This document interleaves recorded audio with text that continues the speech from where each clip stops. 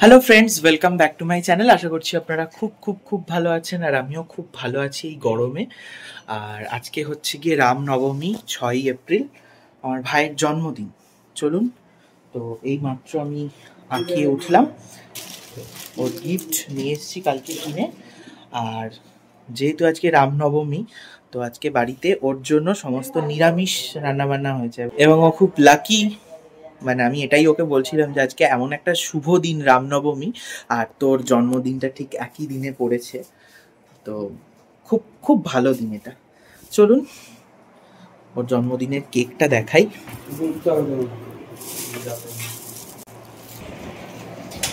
এই যে ভাইয়ের জন্মদিনের কেক, সায়ন লেখা, হ্যাপি বার্থডে।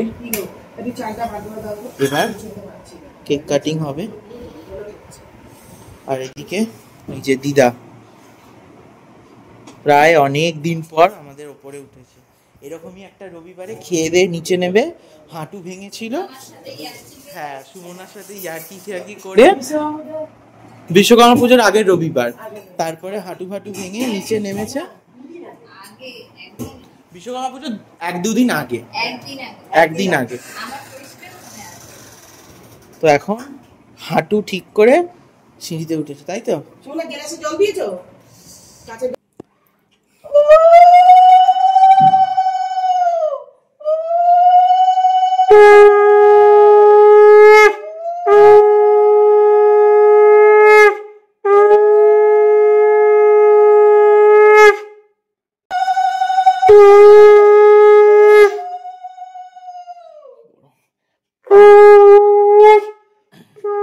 বলছি তাহলে তো উঠে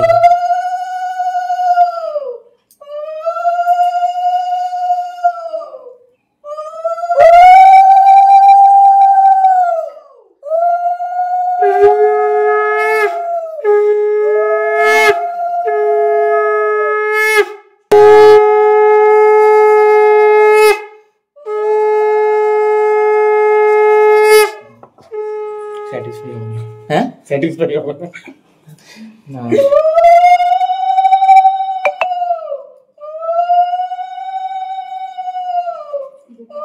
আমি খুব বেশি সময় নেবো না, প্রচন্ড গরম, ঘেমে চান হয়ে যাচ্ছে।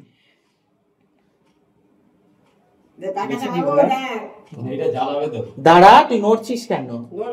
ভালো থাক, সুস্থ থাক, আমার কুড়িয়ে পাওয়া ভাই।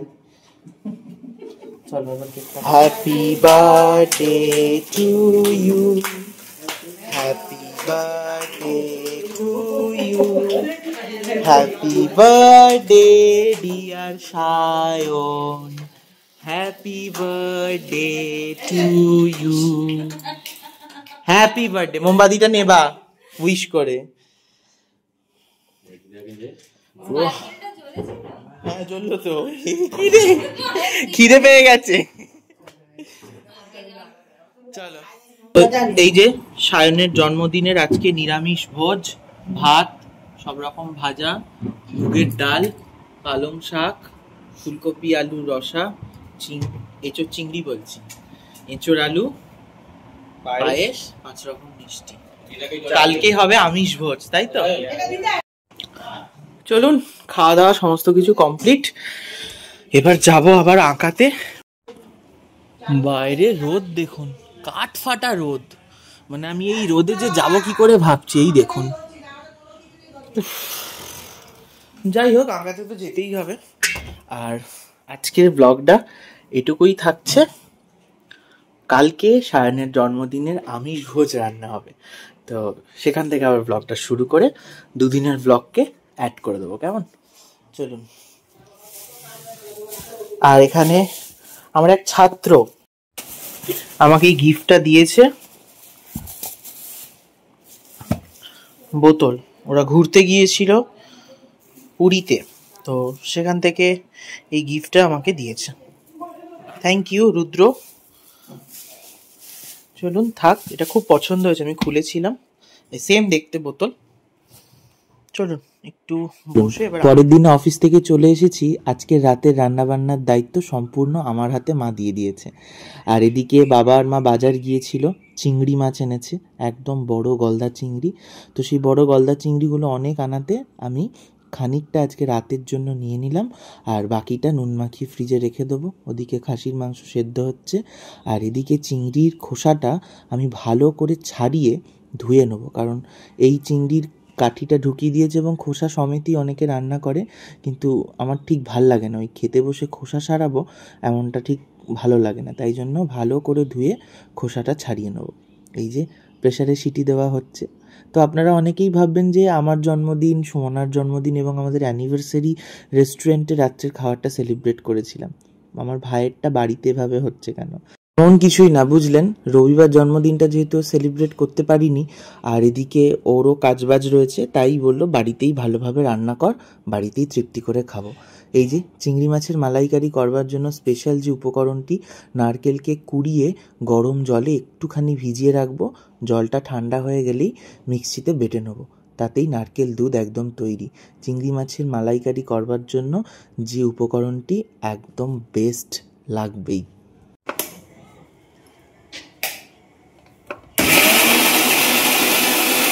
মা এদিকে মিক্সিতে নারকেলটা ভালো করে বেটে দিল, কারণ মিক্সি বাটতে গিয়ে আমার শুধু মনে হয় যেন ওপর থেকে সব ছিটকে যাবে, তাই জন্য মশলা বাটার এই যে একটা ভয়, আমি এই কাজটা করি না, এটা মাই করে দেয়। আর এই যে একদম নারকেলটা একদম মিহি করে বেটে নিয়েছি, তারপর নারকেল থেকে দুধটা সুন্দর করে ছেঁকে নিচ্ছি। ছেঁকে নেওয়ার পরে একদম গাঢ় দুধটা বেরিয়ে গেছে নারকেল থেকে। তো এই নারকেলের দুধটুকু দিয়েই আজকের চিংড়ি মাছের মালাইকারিটা হবে। চলুন এবার মূল রান্নায় যাওয়া যাক।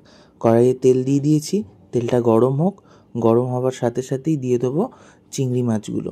চিংড়ি মাছগুলো নুন মাখিয়ে রেখেছি।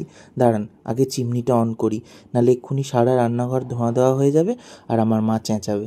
এই যে তেল একদম ফুটছে, সেই গরম তেলে চিংড়ি মাছগুলো ছেড়ে দিলাম। আহ, কি দারুণ গন্ধ ছাড়ছে, বলে বোঝাতে পারবো না। চিংড়ির গন্ধ এমনিই খুব সুন্দর, তেলে ছাড়বার পর যেন মনে হচ্ছে ভাজাটাই খেয়ে নিই, মালাইকারি অবধি আর অপেক্ষা করতে হবে না। মাছগুলো সুন্দর করে ভেজে নিই লাল লাল করে, তারপরই তুলে নেবো। এই যে এক একটা করে মাছ তুলে নিচ্ছি, খুব সুন্দর গন্ধ বেরিয়েছে মাছগুলো থেকে, মনে হচ্ছে যেন এক্ষুনি কামড় বসাই। সত্যি বলছি, কামড় বসালে হবে না, ভাগে কম পড়বে। তো চলুন, মশলাগুলো মা বেটেই রেখেছিল, একটুখানি পেঁয়াজ বাটা, একটুখানি আদা রসুন বাটা আর 1 চামচ টমেটো বাটা দিয়ে একদম ভালো করে মশলাটা কষিয়ে নিয়েই দিয়ে দেবো মাছগুলো। আর বেশি কিছু নয়, এই চিংড়ি মাছ মালাইকারির রান্নাটা একটু হালকা হালকাই হয়, তো এতে পরিমাণ মতো নুন, মিষ্টি, একটু হলুদ দেবো। আর এই রান্নাটা আমাকে শিখিয়েছে হলো আমার অফিসের ঐশ্বর্য দিদি। আসলে এই চিংড়ি মাছের মালাইকারির ব্যাপারটা না আমি ঠিক জানতাম না, সর্ষে চিংড়িটাকেই ভাবতাম যে চিংড়ি মাছের মালাইকারি। তারপর ও একদিন অফিসে এনে আমাকে খাইয়েছিল 2বার, তারপর বললাম এটা কি, ও তখন বলে এটা চিংড়ি মাছের মালাইকারি। বললাম রেসিপিটা বল।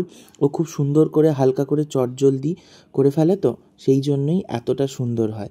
তো ওর থেকেই পুরোটা জেনে আমি এই রেসিপিটা ঘরেতে অ্যাপ্লাই করলাম। ভালো করে কষিয়ে নিয়ে নুন, মিষ্টি, একটুখানি লঙ্কা গুঁড়ো, আর বিশেষত এই রান্নাটা একটু হালকা রঙেরই হয়, খুব বেশি রিচ হয় না এবং একটু মিষ্টি হয়, যেহেতু নারকেল দুধটা পড়ে। তো অসম্ভব সুন্দর খেতে হয়েছিল। দিদি বলেছিল মালাইকারি করবার সময় মশলাগুলো যে দিবি একদম ভালো করে কষিয়ে নিবি, যাতে কোনো কাঁচা গন্ধ না থাকে, তারপরই নারকেল দুধটা দিবি। তো ওর কথা মতোই ভালো করে মশলা কষিয়ে নিয়ে নারকেল দুধটা দিয়ে দিলাম। নারকেল দুধটা দিতেই দেখুন কি অসম্ভব সুন্দর কালার বেরিয়েছে। আর কিছুই না, একটু নারকেলের দুধের যে বাটিটা ছিল, বাটিতে হওয়া জল, আর তার মধ্যে এবার একে একে চিংড়ি মাছগুলোকে ছেড়ে দেবো। এই যে একদম বাটি ধোয়া জলটা দিয়ে দিয়েছি, এবার একটা একটা করে চিংড়ি মাছ খুব সুন্দর করে এর মধ্যে সাজিয়ে দেবো। এটা একটুখানি ফুটে এসে ঝোলটা মরলেই একটু গ্রেভি চলে আসবে, চিংড়ি মাছের মালাইকারি একদম রেডি। চিংড়ি মাছের মালাইকারি ওদিকে হতে থাক, আর এদিকে আমি খুলে নেবো প্রেশার কুকার। প্রেশার কুকারের ভেতরে মাটনটা সেদ্ধ বসিয়েছি নুন আর হলুদ দিয়ে, একদম ভালো করে সেদ্ধ করে নিয়েছি। কিছুদিন আগে অবধি আমার মাটন খেতে একদম ভালো লাগতো না, কিন্তু কি জানি মুখের স্বাদ বোধহয় চেঞ্জ হয়েছে, মাটন খেতে এখন দারুণ লাগে। আর ঘটনাচক্রে আমি কিন্তু চিকেনকে এগিয়েই রাখবো মাটনের থেকে। তো যাই হোক, পেঁয়াজগুলো কেটে নিয়েছিলাম, পেঁয়াজটিকে ভালো করে একটু চটকে নিলাম, যেগুলো আর কি যাতে পেঁয়াজগুলো ছেড়ে যায় পেঁয়াজের গা থেকে। তো এবার তেল গরম হতেই দুটো তেজপাতা ফোড়ন দিলাম, আর এই যে ভাজবার জন্য যে পেঁয়াজটা কাটা হয়েছিল সেটা পুরোটা দিয়ে দিলাম। পেঁয়াজটা ভাজা ভাজা হোক, তার মধ্যে এরপর দেবো মশলাটা। খাসির মাংস আমার থেকে আপনারা যারা দেখছেন ব্লগটি অনেক ভালো করেন হয়তো, বাট আমি খাসির মাংস এই নিয়ে দুবার রান্না করছি, কারণ খাসির মাংসের রান্নার দিকে আমি খুব একটা যাই না, আর হয় কতবার যে খাসির মাংস আমি রাঁধবো। তো এক চিমটে চা পাতা ভালো করে গুলে নিচ্ছি, একটু ফুটিয়েও নেবো এই মাংসে দেওয়ার জন্য। আর মালাইকারি একদম হবার মুখে, আর কিছুক্ষণ পরেই মালাইকারি হয়ে যাবে। খুব সুন্দর গন্ধ বেরোচ্ছে জানলেন। পেঁয়াজগুলো ভাজা হয়ে গেছে, এবার যে বেটে রাখা মশলাটা রেখেছিলাম সমস্তটা দিয়ে মাংসটা একদম রসে রসে কষে নেব।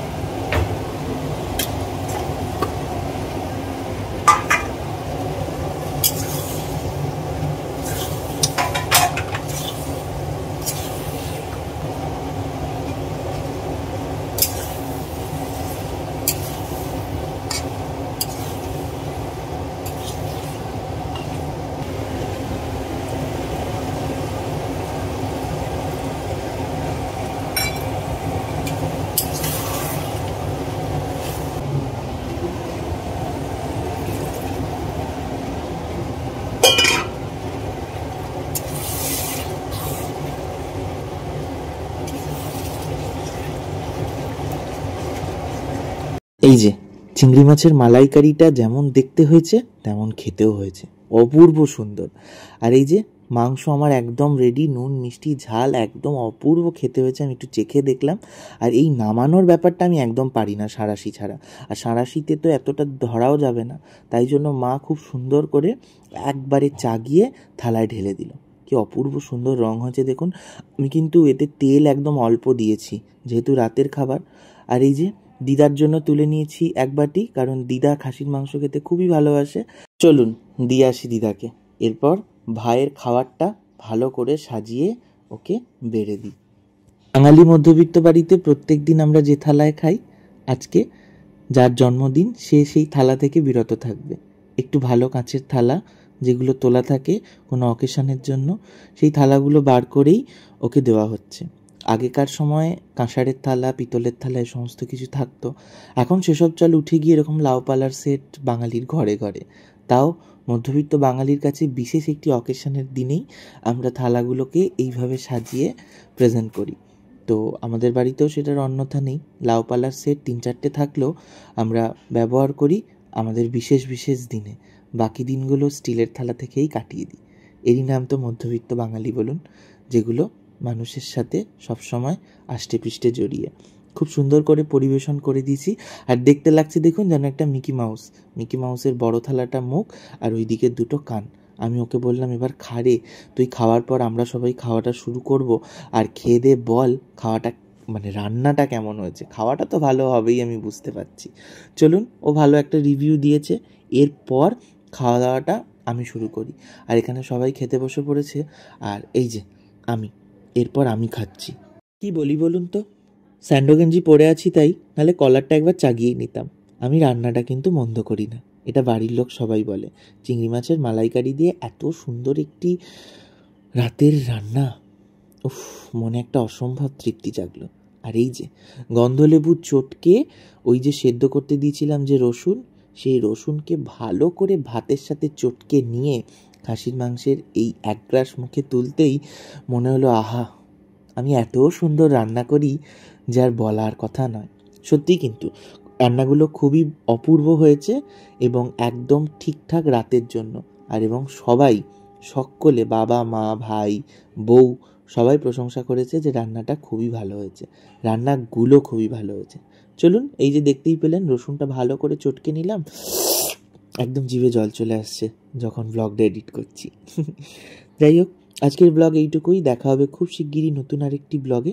ততক্ষণ ভালো থাকবেন, সুস্থ থাকবেন। দেখা হবে নতুন কোনো দিন নতুন একটি ব্লগে। ভালো থাকুন, সাবধানে থাকুন। আর এখন আমি খেয়ে নিই।